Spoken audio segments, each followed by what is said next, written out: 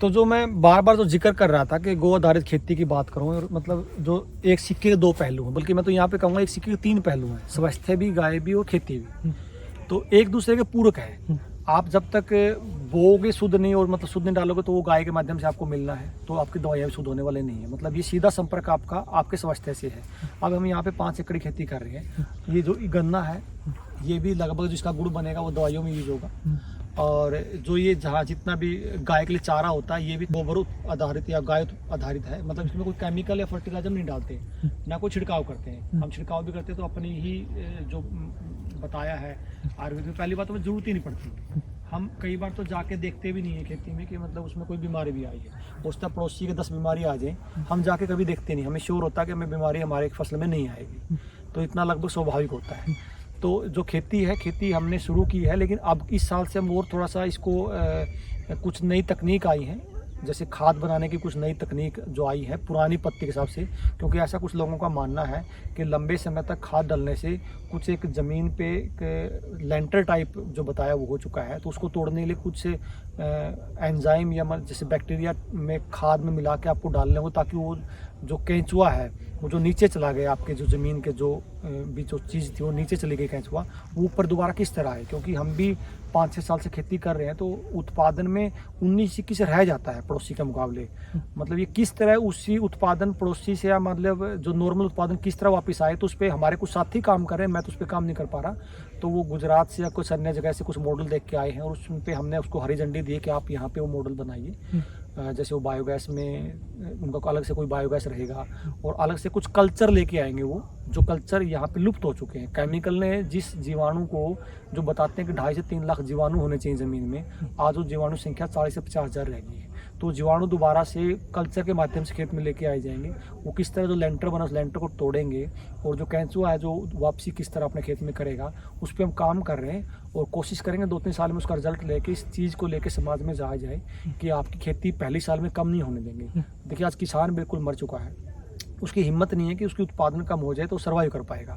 तो हम पहले हम अपने आप पे एक्सपेरिमेंट कर रहे हैं कि पहली साल में किस तरह पूरी पैदावार आए, और जब वो एक्सपेरिमेंट हमारा पूरा हो जाएगा तब जाके हम किसानों के बीच में जाएंगे, उनको ये दिखाएंगे कि पहले साल में आपका पूरा उत्पादन आएगा, भले आपको मंडी में बेचना पड़े।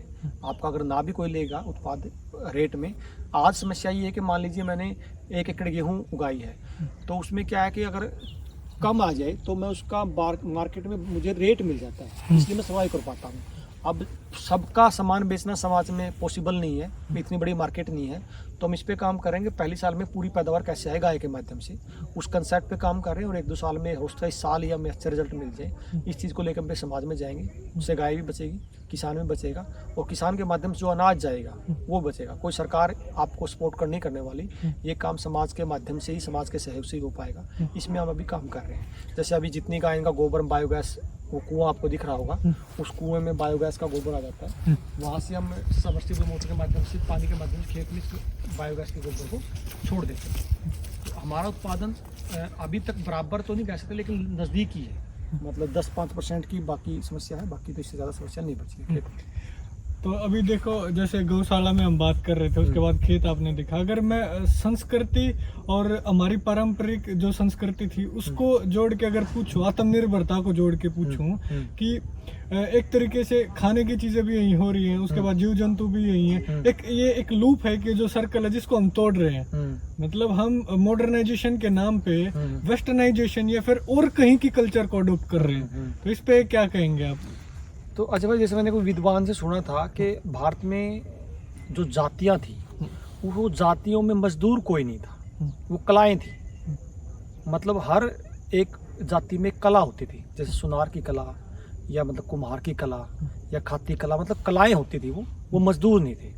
उनको किस तरह मजदूर बनाया गया, और मजदूर बना के मतलब आज हम कहाँ पहुँच गए हैं कि मतलब हम बात कहीं करते हैं समाज में तो नौकरी की बात चलती है। और सबको पता है कि नौकरी जो है वो 1-2% से ऊपर नौकरी नहीं है। 2%, 1.5% सरकारी और 6% प्राइवेट सेक्टर।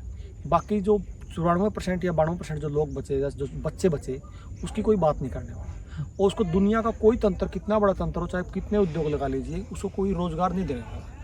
असल में जो उत्तम खेती, मध्यम पार, जो नीच नौकरी का जो जिक्र होता था, आपको अपना जो सारा जो खेती है, आपको उसी में ही व्यवसाय ढूंढना पड़ेगा जो खेती कर, क्योंकि खेती ही इतना बड़ा सेक्टर है कि इसमें हर व्यक्ति एडजस्ट हो सकता है। तो खेती अगर केमिकल के माध्यम से जाएगी तो वहाँ भी रोजगार शून्य हो गया। आप जब खेती जब पारंपरिक तरीके से होगी तो रोजगार जो एक वो होती थी, हरियाणा में मरोड़ होती थी खेती की, खेती जो उत्तम होती थी वो इसलिए होती थी क्योंकि उसमें खर्चा नहीं होता था, बीज भी आपका होता था, खाद भी आपका होता था, सब चीज़ें आपकी होती थी। और एक मान लीजिए मैं जैसे आप गौशाला में अभी देख रहे होंगे, इस गौशाला में अभी कम से कम 12-13 साथी 12-13 लोग काम कर रहे हैं। इसमें इतना काम करने का स्कोप है खेती में। अगर मैं 2 एकड़ की भी आप बारीक से खेती करोगे तो कम से कम 2 एकड़ में भी 5 साथी चाहिए आपको खेती करने के लिए, क्योंकि केमिकल बेस नहीं होगी उसमें, आपको 2 एकड़ में पूरा खप जाएगा आपका।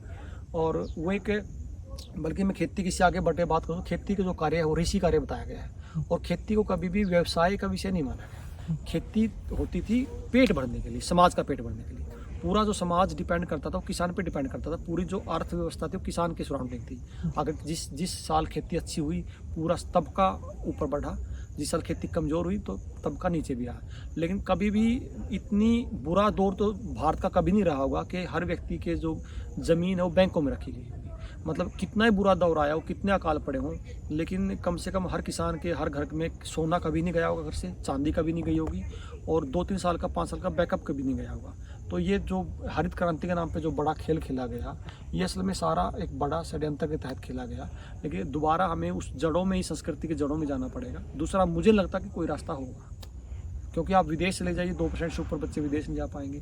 आपको कितना भी घूम के आ जाइए, आपका खेती बचा पाए तो ही संस्कृति बचेगी, आपका परिवार बचा, रोजगार बचा पाओगे, नहीं तो कोई रास्ता मुझे तो इस समय दिखाई नहीं देगा। तो आपके हिसाब से जैसे क्या तरीका हो सकता है, क्या प्लान हो सकता है इस चीज को इम्प्लीमेंट करने का, या फिर इस चीज को लोगों तक पहुंचाने का, ताकि इसी स्ट्रक्चर पे लोग काम करना शुरू कर दें? पता नहीं हमारी बात सुन के उन साथियों को लगेगा जी ये पता नहीं किस सदी में जी रहे हैं, लेकिन खेती और पशुपालन ये भी एक दूसरे के पहलू हैं।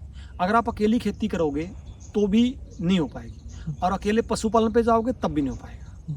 मतलब जब तक आप गोबर का उपयोग नहीं करना सीखोगे, गौमूत्र का उपयोग खेती में नहीं करोगे, तो ना तो दूध पे गाय पलेगी, ना दूध पे कोई पशु पलेगा, और ना बिना गाय के बिना पशु के आपकी खेती हो पाएगी। ये दोनों एक दूसरे के संपर्क है। लेकिन दुर्भाग्य से आज गोबर में से मतलब बदबू आती है बच्चों को, और मैं कई बार तो मुझे हैरानी होती है।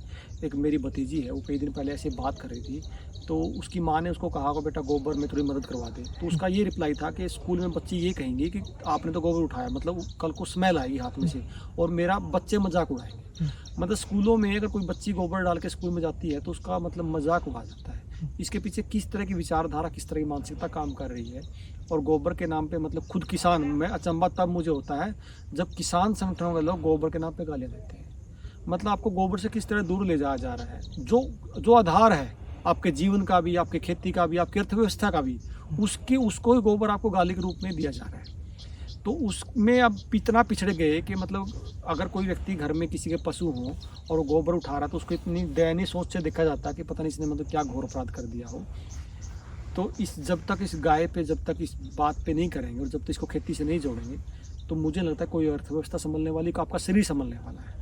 आपको लेट सवेर आपका जो पैसा है, जो आपका धन है, वो डॉक्टरों को जाने वाला है, और आप कुछ नहीं कर पाओगे, आप बातों के अलावा कुछ नहीं कर पाओगे। तो आपको ज़रूरी है कि आप दोबारा से गाय पे लौटिए, पशुधन पे लौटिए, उससे खेत को जोड़िए, और थोड़ा थोड़ा करके अपने खेत को सुधार लीजिए। यही का रास्ता बचता है।